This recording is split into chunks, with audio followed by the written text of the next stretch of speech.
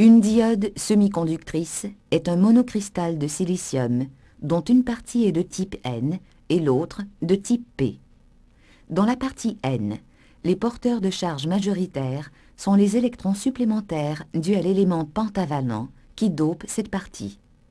Il y a aussi présence d'une faible concentration en trous due à la conduction intrinsèque du silicium.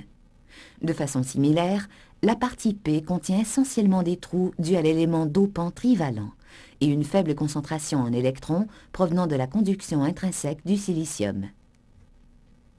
Si on applique à la diode une différence de potentiel V, telle que le pôle positif de la source de tension est relié à la partie P de la diode et le pôle négatif à sa partie N, on dit que la diode est en polarisation directe.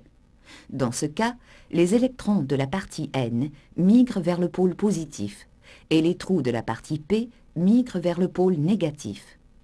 La diode laisse donc passer au travers de l'interface Pn un courant qui sera proportionnel à la différence de potentiel V qui lui est appliquée.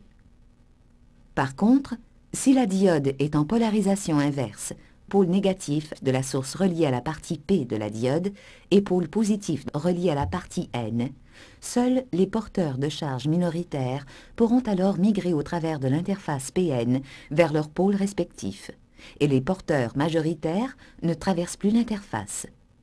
Puisque la concentration en porteurs minoritaires est faible, le silicium de la diode se comporte alors comme un semi-conducteur intrinsèque ayant une très faible conductivité. Sous polarisation inverse, le courant passant par la diode est alors très faible, à toute fin pratique négligeable.